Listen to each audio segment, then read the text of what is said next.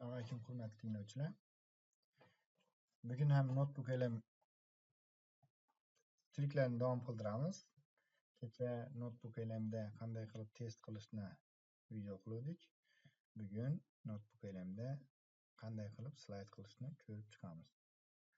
Endi notebook elemga kirish mana notebookelem.google.com dan kirasizlar.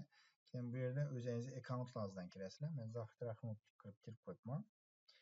Mana kechagi 100 ta testimiz shu yerda. Endi yangi sahifa ochish yoki bo'lmasam yangi daftar ochish, yangi daftar yaratishni bosamiz.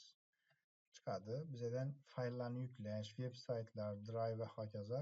Ya'ni manbani so'rayapti. Manbani kiritishimiz kerak. Biz manba qilib Triolaning 44 betlik PDF faylini olib qo'yibman maxsus. Mana ruscha 1-betdan 44 betgacha, 44-betgacha. Shuni manba qilib kiritamiz. Notebook elemning daftarimizning nomini yozamiz. Demak, statistikaga kirish mavzusida slayd deymiz. Enter. Statistikaga kirish mavzusida slayd. Mana ko'ryapsizlar, nimamizni oldi, manbamizni oldi. Notebook elam yana bir marta takror va takror aytaman. ChatGPTga o'xshab, Gemini'ga o'xshab yoki boshqalarga o'xshab o'zidan hech nimani qo'shib yozmaydi. Manba qaysini kirgizsangizlar o'shandan oladi. Demak, Triolaning elementarniy statistikasini kirgizdik. Endi prompt yozamiz. Mana prompt o'tgan darsda aytganimdek, promptni istagancha 10,000 simvolgacha yozishingiz mumkin. Detayli yozishingiz mumkin. Men oddiy qilib statistika fani bo'yicha professorsan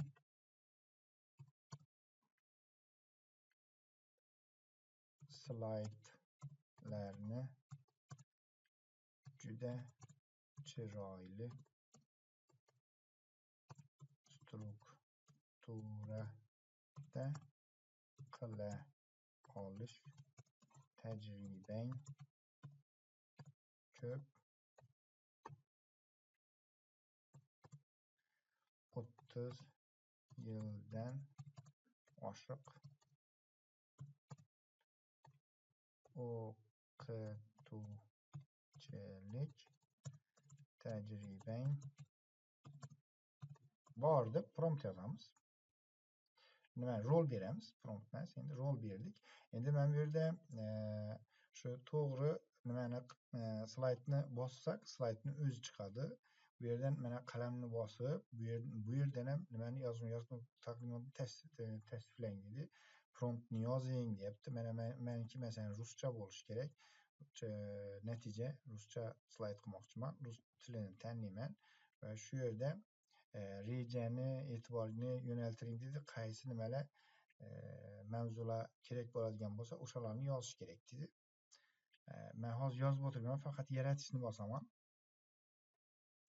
Slaydni, mana slaydni yaratishni boshladi.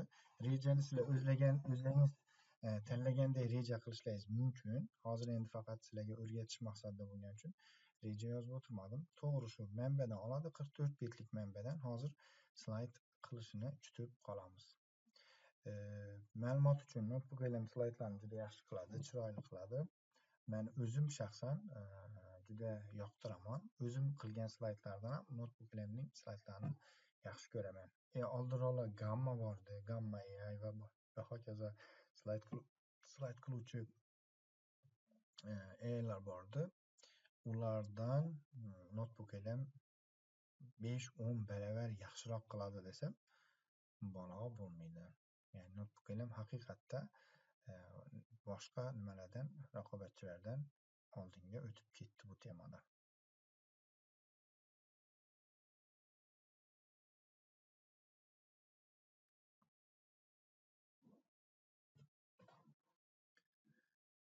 Hurmatli tinglovchilar, mana 10 minutcha vaqtda bizning slaydimiz tayyor bo'ldi. Ochib ko'ramiz slaydimizni. Mana slaydimiz mana shunday ko'rinishda bo'ldi. Endi 15 ta slayd qilibdi. Shuni tushirib olamiz. PDF shaklda tushirib beradi bizga.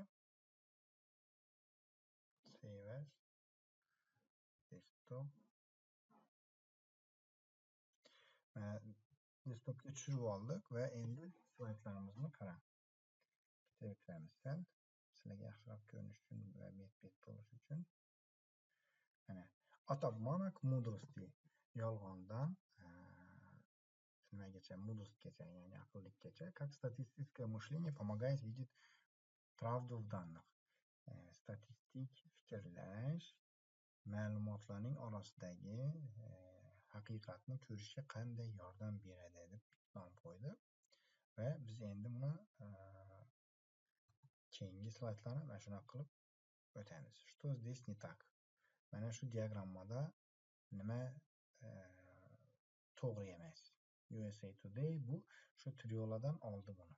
Mana bu yerda 0% dan boshlash kerak edi, 30 dan boshlab qo'yibdi. Shuning uchun men bu elektronik yang kichkinaday ko'rinib turibdi. Два критических недостатка, которые меняют все. Mana